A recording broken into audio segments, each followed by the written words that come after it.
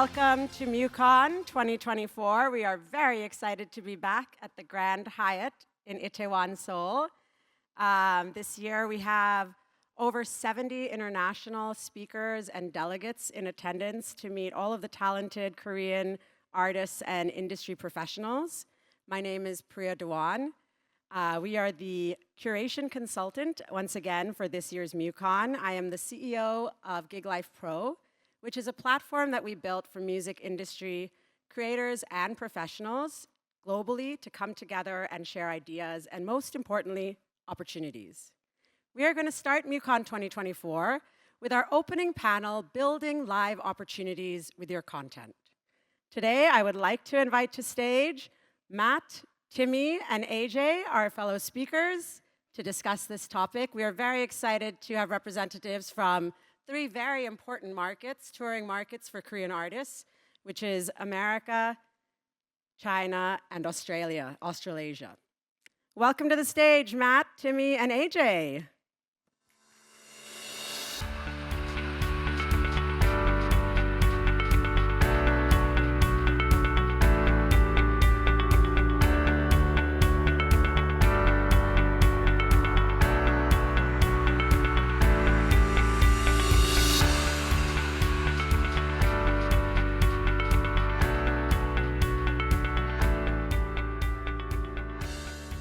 Wonderful. So I would like to begin today's panel by asking each of our panelists to introduce themselves. So Matt, starting with you, please share a little bit more about who you are, what you do, and also one moment in your career that you are especially proud of.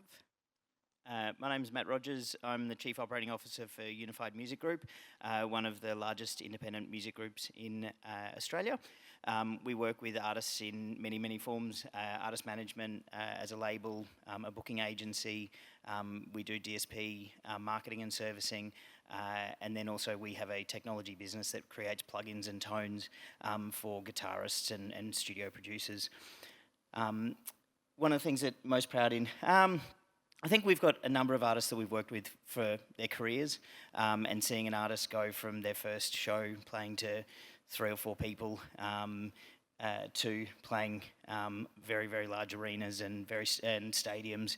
One of those artists is Vance Joy, who we've worked with now for 12 years. He's on his 10th anniversary tour for his debut album, and seeing that artist grow and develop has been a pretty incredible process for us as a company and growth. So being able to work with those artists an entirety of their career and seeing them and take them on the journey, it's a pretty incredible experience. Wonderful. Thanks, Matt. Timmy, on to you. Hi, my name is Timmy Hefner, and I'm a booking agent at Ground Control Touring. We have offices all over around the U.S., but majority of the people are based in Los Angeles and New York. I'm based in Austin, Texas, though, and we look after artists' career, mostly North America, but we do some artists in Asia and Australia and New Zealand and South America as well. We do not do anything in Europe, but and then not to steal Matt's thing, I was kind of going to say something similar, just like watching artists grow from booking them to 30 people to 6,000 or whatever, and watching them make $200 to making $100,000, and just kind of and helping them get from point A to point B. It's been really fun, and considering some of them dear friends as well. So. AJ. Hello, my name is AJ. I'm a promoter based in Beijing. I book international artists to play in China, and I'm also the manager for a few Chinese bands. The proud thing I would say, in March I booked Kings of Convenience to play in China, and actually they were the first band that I sent an offer to, like when I started the career 15 years ago. So after 15 years, finally I got them to play in China. That was the first time you got them after 15 years? Exactly, wow. Exactly. Persistence, AJ, I love that. So finally it happened. It's probably the most proud thing so far in this career. I love that. It's a good lesson there. So the reason we're talking about how to create live opportunities with your content is because there's so much data available to content creators today, and also to people in the live industry about artists, But the problem is that that data doesn't always reflect how many tickets an artist can sell in different markets. For example, you can have somebody that blows up on TikTok but cannot sell 50 tickets when it comes to offline opportunities, right? So today we've got these 3 experts here to really talk us through what the ecosystem looks like in various markets around the world and really how to navigate these. So Timmy, we are going to start with you. First question, because this role does not exist here in Korea, what exactly does a global booking agent do? So basically, we work closely with the artist or the manager, depending if they have a manager. But we work closely with both of them to kind of just plan out the year, plan out the years to come, route a tour, and then, they might be like, we don't want to play this city, we want to play this city. And then I go and sell that to promoters in every city and kind of get in offers and, sometimes debate if we want to make more money here or more money there, and then sometimes you'll even take less money because it's a venue you really care about or a festival you really care about playing, and it means a lot to you, and it's a prestigious look, stuff like that, and just kind of, weigh the pros and cons to all of that. Great. And so is it safe to say that you are kind of the intermediary between a manager and a promoter? Yes. Okay. And then what are some of the key markets that people should be aware of in North America and some of the bigger festivals and bigger venues that are conducive for this kind of content? Yeah, I mean, I guess the obvious ones in America are New York, LA, Chicago, but then Toronto is very good. Austin, Texas is very good. I mean, I think it is really nice to kind of come and grind it, though, and do play like the secondaries and tertiaries and stuff like that, too, because I think that a lot of bands can go, even American bands or international bands can kind of go and have a decent show in New York or LA, where it's nice to kind of come and prove your worth in some of the smaller cities. I mean, obviously with the festivals, there's the big ones like Coachella and stuff, Bonnaroo, all those, but there's also like tons of small ones these days that I think are really interesting and booking really amazing stuff like Big Ears and Pitchfork and stuff like that, and yeah. Wonderful. And then the last one before we move on is, what are some of the basic deal structures that people can expect for touring in America? And who are some other people that they need to hire to help them with things like visas and withholding tax, et cetera? The deals can all kind of be, it just kind of really depends. I mean, a lot of agents kind of go and want just a lot of money on the front end and kind of like focus on that.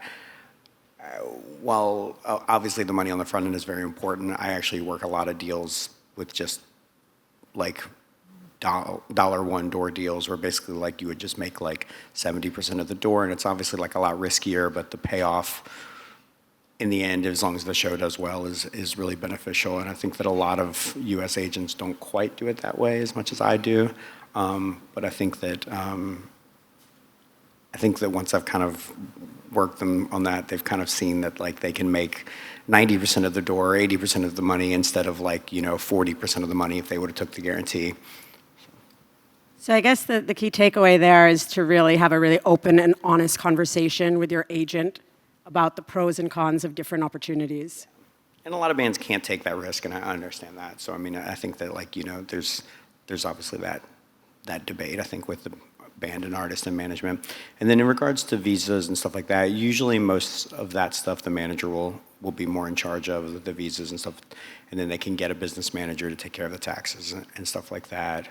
On a smaller tour, you could probably get away with your manager doing the business side of things if like you weren't going to make a lot of money and it was a lot simpler of a deal structure. Wonderful, thank you. Now AJ, moving on to China, because China operates in a very unique way. Who are some of the key players in the live space in the Chinese market, and what are the things that they control? There are a couple of big companies in China when it comes to live. Taihe Music, that's where I used to work. Modern Sky, I think they are one of the oldest music company in China. They have a festival called Strawberry Festival, and that have been going on for I don't even know how long, like many years. And there are some other festivals in China, like new festivals after the COVID, like Xiami Festival, like Bubbling and Boiling Festival, Xihu Festival. These festivals, they are more and more open to international artists, which is like great for the international artists to come to China to play, because festival always they can offer more, so which makes the other highlight shows a bit easier. Yeah, so these are a couple of the big names. And, you know, China's obviously a huge market, but people are mostly familiar with Shanghai and Beijing. What are some of the other key markets that are now really bigger touring markets in China to be aware of? Yeah, obviously there's Shanghai, there's Beijing, and there's also Guangzhou and Shenzhen, which is in the south part of China near Hong Kong. And there's also Hangzhou, about 2 hours from Shanghai, and there's Chengdu in the west, where where you can see the pandas.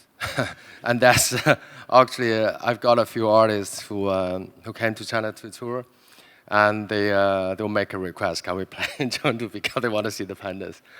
But still, like Shanghai and Beijing are way ahead of the other cities.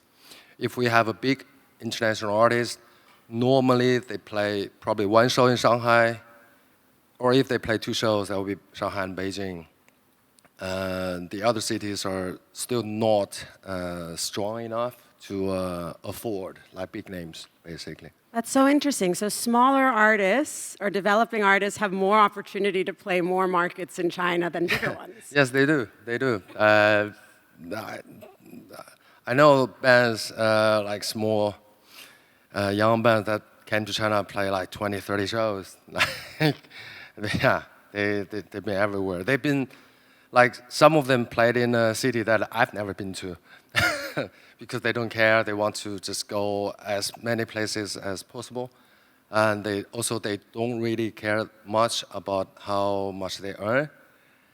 They just want to play. So in that case, they can go as many cities as they want. Yeah. Absolutely. And what is the deal structure like there? I mean, obviously, like, you don't really need an agent per se. Yeah. It's a much more direct management to promoter relationship in China. And Yes. how does the deal structure kind of differ there? It's basically the same. Like when I book shows, I talk to agents like Timmy. Sometimes with the managers, and then in China, I would just talk to the venues. Most of them would be like a flat rate deal. Like I pay for the rent of the venues if the artist is kind of big. If it's a smaller artist, sometimes we'll go to a door deal, like 70%. Yeah, it's pretty much the same as other countries. Yeah. And, unlike a lot of other global markets, global platforms are not accessible in China. So what do you recommend artists have in place in China before they even consider touring? Like, must you have local distribution or local social media, things like that? Like we have, now some young people use platforms like Spotify, Instagram. But still, if you're an artist and you want to make a way to China, you have to have your music at least available in the Chinese streaming sites, which is NetEase Cloud Music. That is the biggest. And another one is QQ Music, is under Alibaba Music. Like if people can't find your music without basically a VPN, so it's just really hard for them to listen to music, and they are not going to become a fan. So that's probably step 1, to have the music available on Chinese streaming sites. And then step 2 would be set your profile on Chinese social media. The trending ones now are Xiaohongshu, which is translated into Little Red Book, and Weibo, like Douyin, which is the Chinese version of TikTok. These are the main ones. But But still, even if you set up your account there, it's not a guarantee, like in some years it will happen. You still have to do daily update, not daily updates, but you have to update your profile. You have to kind of link your release or some kind of event with Chinese maybe holiday or something going on in China. And after that, if you're lucky, then yeah, probably your profile will grow. Yeah. Wonderful. Thanks, AJ. All right. Matt, Australasia, which I learned last year, is a term that refers to Australia and New Zealand, and not actually Asia. Australasia also has a very unique live ecosystem. So can you explain a little bit about how the relationship between manager, agent, promoter, the roles, how they kind of differ within Australasia?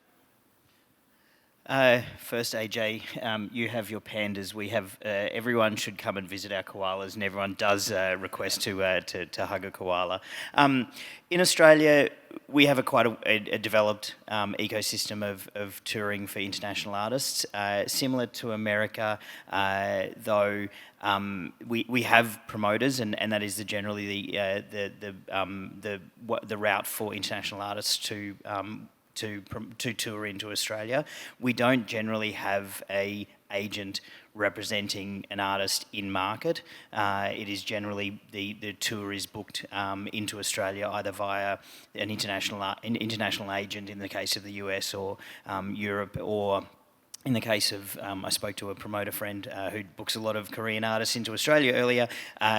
She books most of the tours with management, or in some instances an agent. So the international touring in Australia is promoted through the promoters. We've got quite a fiercely competitive, for a small market, a fiercely competitive promoting scene. The major promoters obviously are in market, AEG and Live Nation, but then also we've had a history of very, very powerful and very, very developed independent promoters. A number of the old guard have been bought out by those by Live Nation and AEG, but there's a really incredible scene of new promoters coming through. Untitled Group are here. Spilt Milk just recently sold, but there's a group of smaller promoters that are coming through that are booking tours. Destroyer Lines do a lot of varied sounds. They're coming through and really actively promoting tours into Australia. So generally it's sourced by the promoters. And again, huge market, like similar to China and the US in terms of just very, very large size. What are the key cities, though, and some of the big festivals that people should be aware of? Yeah, sadly, we have an extremely large space, but not many people. We are the same size of land as America, but we have a population of 25 million that are mostly concentrated on the east coast of Australia. So your major markets there are Brisbane, Sydney and Melbourne, with the potential to do Adelaide and Perth. Perth is the most remote capital city in the world, so it's a long distance to Perth from anywhere. So yeah, generally Perth is not a market you stop at. There's some B market touring in Australia, but generally internationals will do limited B market touring. In terms of festivals, Australia is going through an incredibly large shift in our festival market. It's in one of those state of flux at the moment that we had very, very strong and large multi-genre festivals. So Splendour in the Grass and Groove in the Mood did regional runs. These were incredibly well-established 10 to 15-year-old festivals that in the last 2 to 3 years have all folded or gone on hiatus. Splendour in the Grass was a one-off festival that was up to about 40,000. That doesn't mean our festival scene is dead, despite much media conjecture.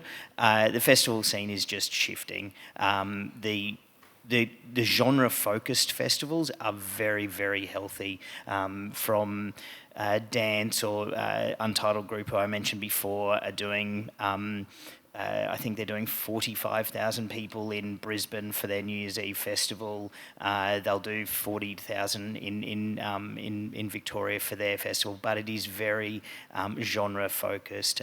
Destroyer Lines, who I also mentioned, an independent promoter, are doing Good Things, which is a heavy music festival, and that will do 10 to 20,000 per city. So the genre focused ones, it's just an ebb and flow in Australia at the moment that we're going through. In terms of particularly Korean or diaspora music, there are a number of festivals and events in those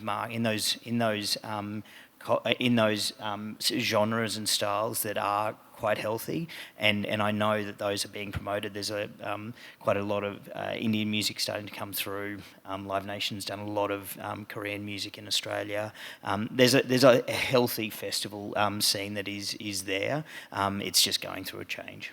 That's wonderful to know, because especially in this format and this context, you know, Korea has so much wonderful talent outside of pop in a variety of different genres. So it's lovely to know that there's opportunities for all different genres as well in all of these markets, actually.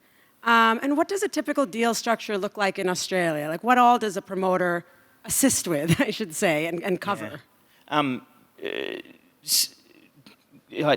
Timmy made the point there about generally going on door deals. Door deals are generally not the go in Australia. It is generally a guarantee versus 80-20, or if you've got more strength, to go 90-10 or better for a promoter deal. And that will generally cover they'll cover all expenses for the time you're in country. So travel, accom, and they'll generally put allowances in there. So you'll have $20,000 for accommodation, and if you decide as an artist or a manager that you have to, your artist generally stays in 5-star accommodation in Korea and wants to stay in 5-star accommodation, and the total budget on accommodation is $35,000, then $15,000 will come off your guarantee, and $20,000 will be the cap that they'll have in there, and they'll do the same for production and those kinds of things. That's probably generally the most haggled on parts of the deal, is the caps.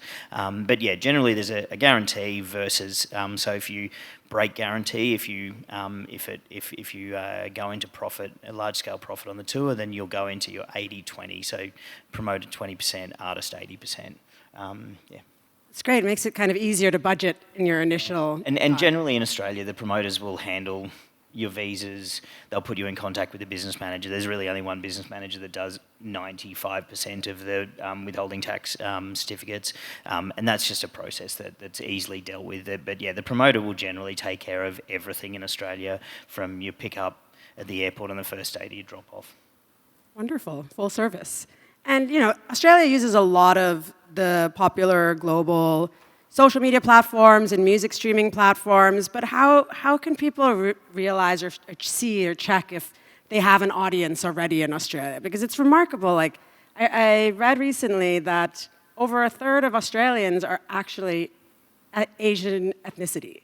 So I feel like there's a lot of opportunity and potentially a lot of fans already there. Yeah, definitely, and it's diaspora fan bases, and my advice would be, don't reinvent the wheel. Like, if you are in your country using the Chinese nationals, using the social media of China, predominant social media of China in China, I very, very confidently can say that probably the majority of the Chinese audience that you will have in country in Australia will be using the same social media. So don't try and reinvent the wheel and say, oh, Australia uses predominantly Instagram, I better get on Instagram and try and flood it with and make my mark there.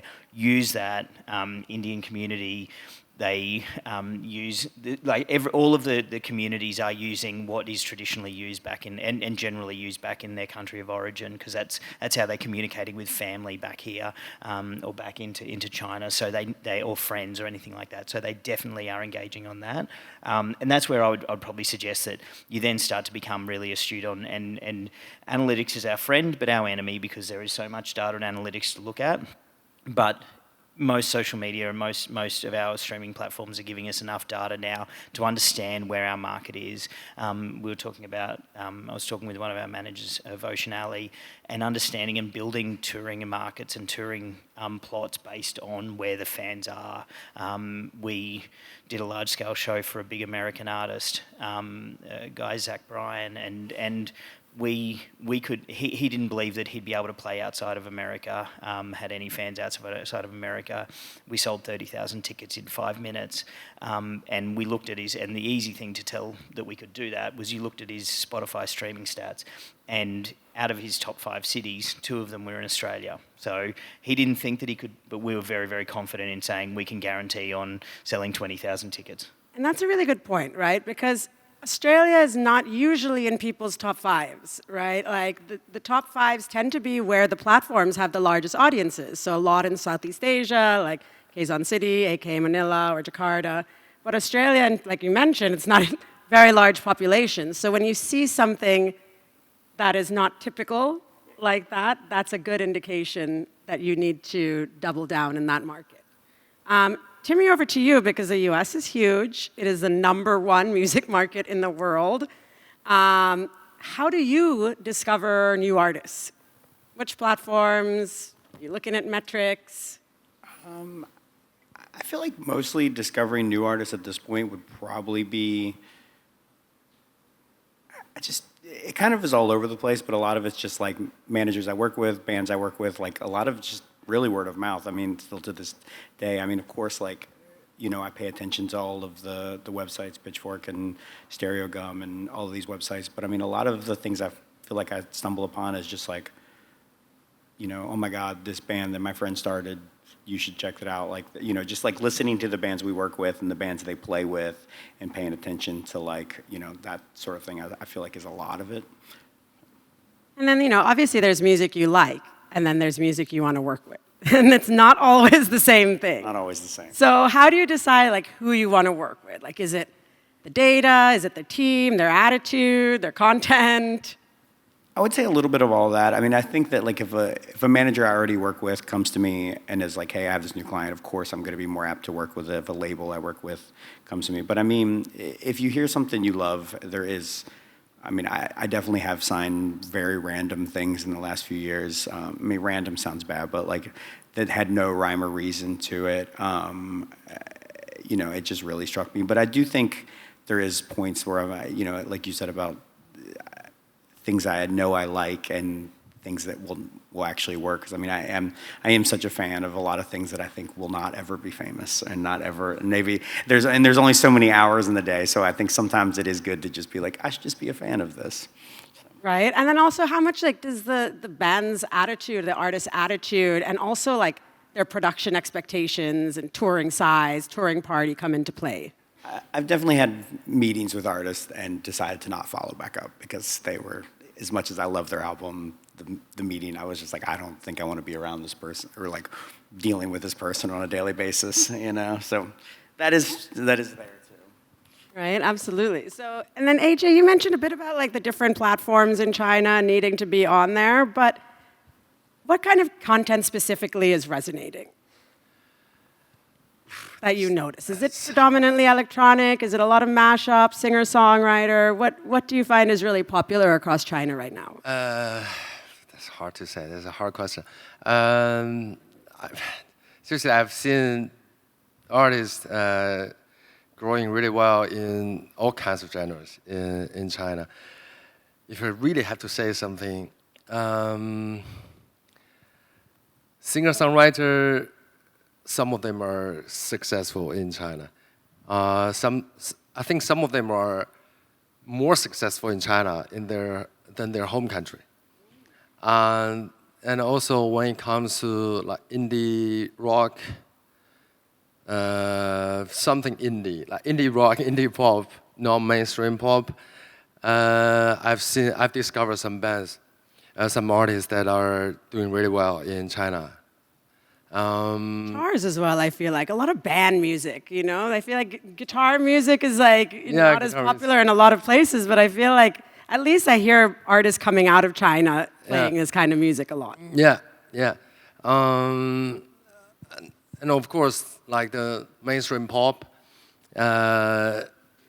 if how to say, like, you know, artists like Taylor Swift, whatever, like this mainstream pop, they are good everywhere.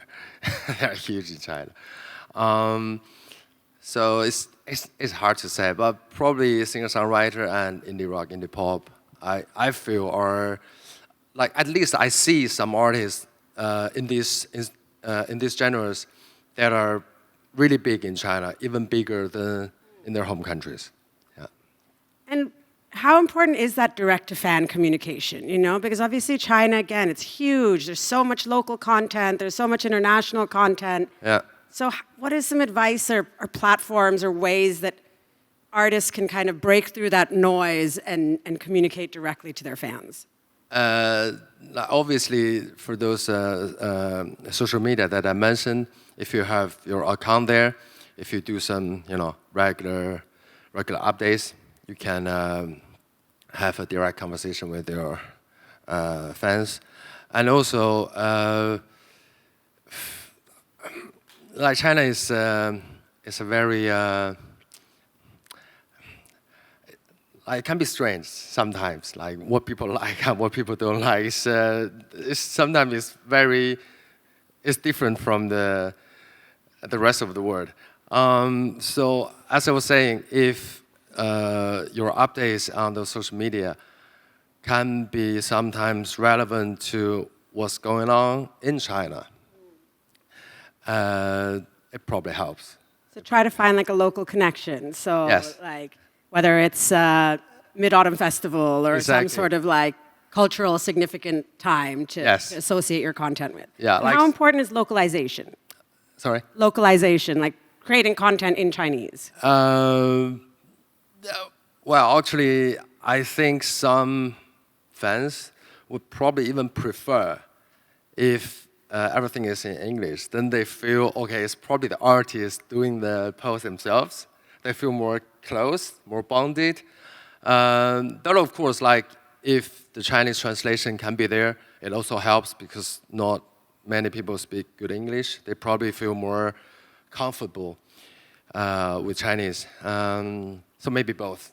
And I mean, especially for Korean artists who may not be fluent in English. Yeah. Is it better for them to communicate in Korean or really make that, try to find a Chinese connection? Probably both. Probably Korean and Chinese, probably. Very interesting. And lastly, very important, because I've been burned working with artists on this specifically, what are some key cultural do's and especially don'ts at the moment? I know this changes, you know, the world, policies and culture constantly flowing, but in today's world, what are some key things to avoid talking about when you are trying to break into China? Well, basically politics. I think that's safe to say globally, try to avoid basically politics. talking about politics. China, our government is very much sensitive or paranoid about politics. So there are a couple of really, really sensitive areas like Hong Kong, like Tibet, Taiwan, all these things that can be sensitive. For example, I always tell the artists who come to China to tour in Asia to do the poster only with the city names. You know, a lot of artists will do the city name and the country code in brackets. And so when it comes to Hong Kong and Taipei, it's a bit like, you know, it's like, what should they put China in brackets or should they put, you know, HK or TW in brackets? Because if you put China, for example, CN after Taipei, the Chinese fans, the people in mainland China will be very happy. But then the people in Taiwan, they won't be happy. And the other way around. So I always tell them there's no good way to do it. Just don't write the country code. Only do cities, you know, Singapore, Manila, Hong Kong, Taipei, Beijing, Shanghai. No one will be offended in that That way. is actually a really, really good piece of advice, you know, because it avoids any sort of Exactly. confusion around it. Yeah, and also, like, like when you post things on Instagram, Facebook, just try to stay away with anything China related when it comes to politics. Just don't say it. Oh, of course, if you feel I want to say it, which I respect. I think everyone should be able to speak for themselves. But then you probably will end your career in China. It's a risk you take. No, it's a very good point. I think people should be aware because they don't want to accidentally do something if their intention is really to go in and develop in a market. Yeah. Which is So basically, if you want to try to do something in China, just don't say too much when it comes to politics. Just focus on your music. Yeah, exactly. Focus on your brand. Yeah. I love that. Matt, going back to you now. I mean, Unified, you guys cover both the recorded side, through your management and distribution, as well as obviously live with your agencies and events. How does one connect to the other? Do they? And if so, how? I think it's pretty old school. That I don't know that anyone. Well, we're certainly not entirely rewriting the book. I think we are rewriting parts of it. But I think generally, music drives engagement with fans, and touring drives real authenticity with and connection for fans with the artist.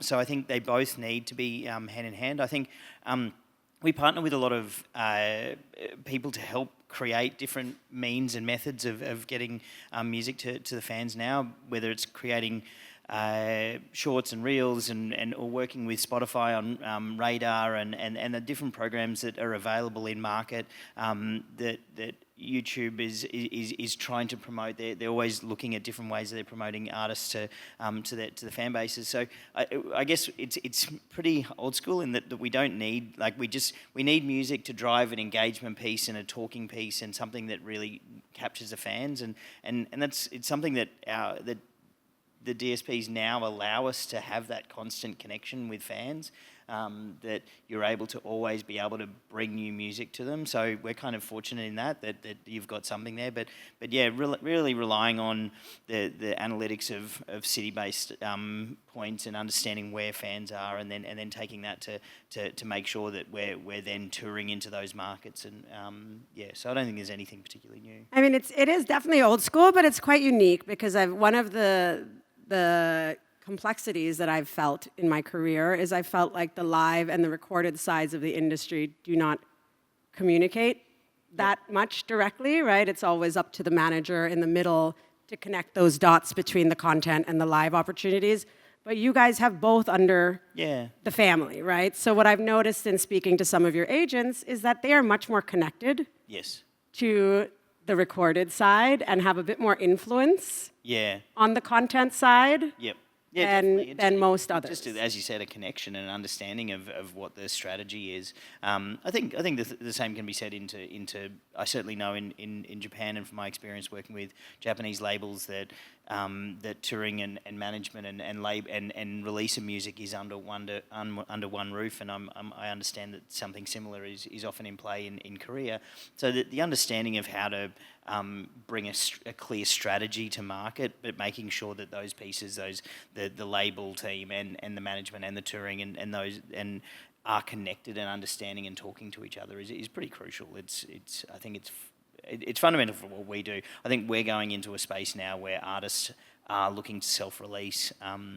We're signing fewer record deals and long-term record deals because the only difference now, I think, for many artists between owning their copyright and not is funding and the ability to access funding, where we don't generally work with top-level pop that needs to be flooded into radio and a 50-week campaign at radio in America. We can work with college if we want to, or we can work with DSP marketing service companies that help you identify the strategy to get music from playlist building up in the playlist platform, or editorial or engagement. Discovery mode is incredibly important at Spotify for finding and helping engage with old fans. So I think we generally take the approach now where an artist service is model is the manager still sits at the center, but everyone else works for the manager to make sure that you're all on the same page. And we'll get into how you help artists in Australia in a minute. But first, you mentioned Ocean Alley, and I think Ocean Alley is a really great example of how different areas of your business work with the same artist in different ways to find global opportunities. So can you share a little bit more about like some of the opportunities that different areas of Unified have done to help Ocean Alley find global success? Yeah. They're an incredible band. They're 100% independently operated band, no label. They have got a publisher in place in Warner Chappell, but throughout the world they've never touched a label system, and the manager is key in that. It's an incredibly daunting job to do that, and you have to be an incredibly smart person to sit in that manager's seat. Organized. Organized. Slightly manic, slightly insane, but incredibly smart. With Ocean Alley, they did the old hard road, hard touring. A friend loves to talk about INXS, and I listened to a podcast last night about the great Australian band INXS, that they did 400 shows over a 2-year period before Kick came out. Like, they toured like animals. Vance Joy, that we broke in America, he toured relentlessly in America to break Riptide at radio, and the manager in that instance knew every program director and knew everyone that they were going to walk into. Yes, they had Atlantic behind them on that one, so it's not as much. But it was the touring that really led the hard grunt. It led on to then being a support on a Taylor Swift tour, which helped open a few doors, and introduce a few new fans. But the concept there was just hard touring and hard work. Ocean Alley were in the same thing. They did 4 years of touring and growth and development, playing over 1,000 cap rooms in Australia before Triple J, our main youth radio, even added their songs. 3 years later, they won the Hottest 100, which is the countdown of the Hot 100 songs on youth radio. They won it with a song called Confidence. That was about 6 years ago. At the end of last year, their track Confidence from that album started peaking on TikTok.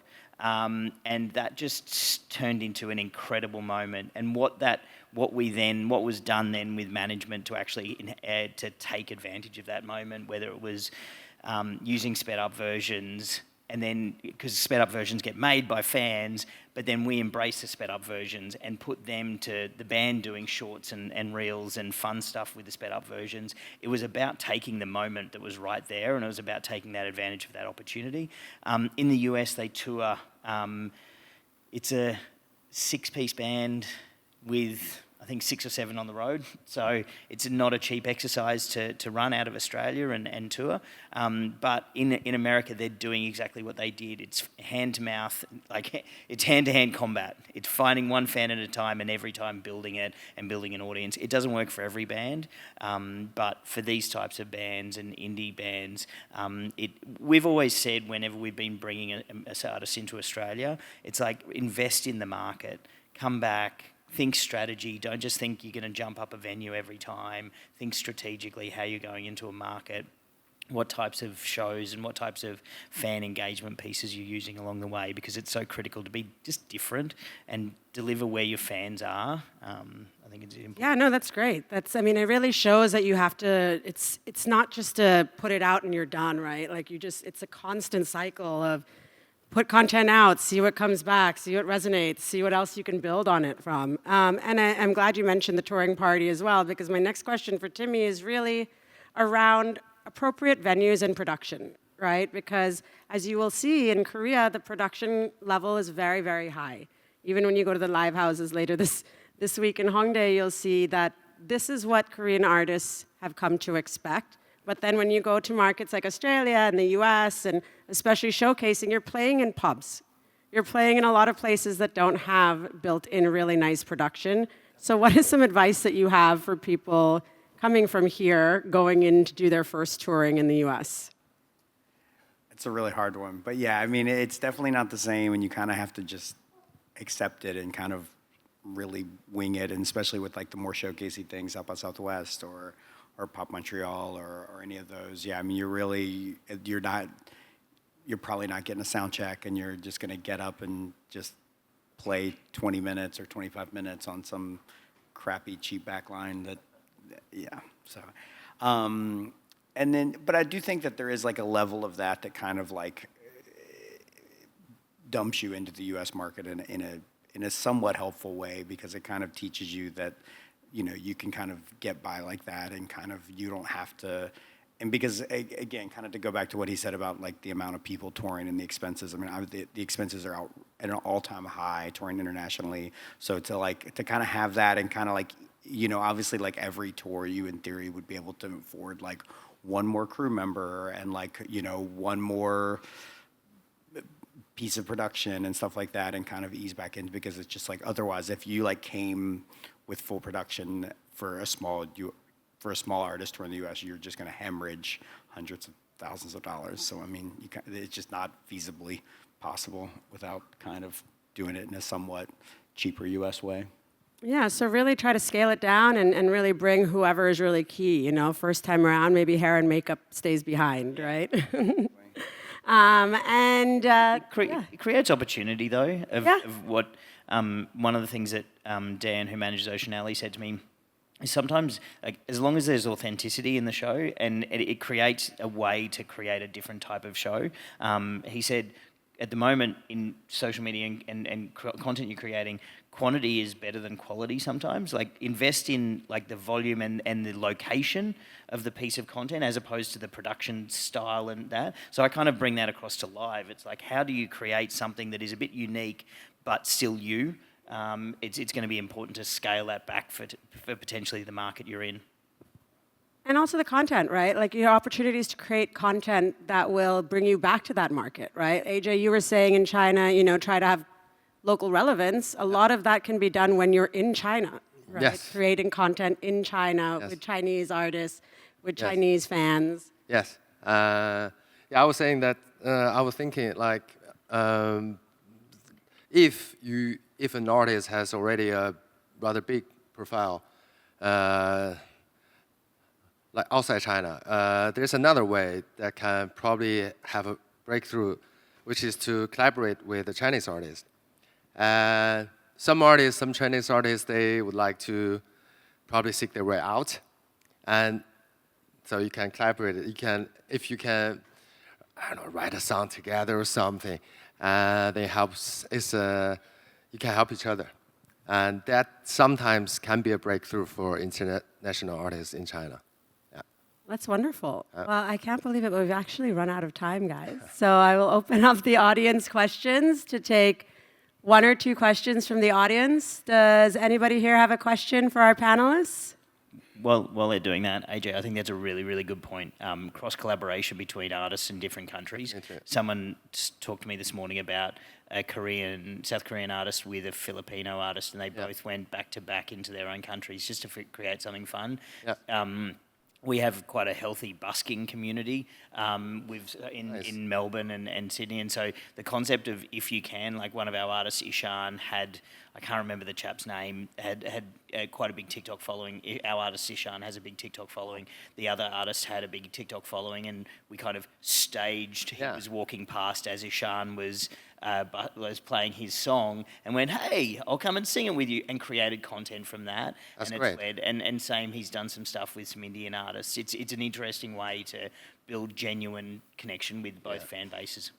And for those who aren't aware, busking is basically just people performing on the street. You get a license, and you can perform for public in Australia, which is really cool.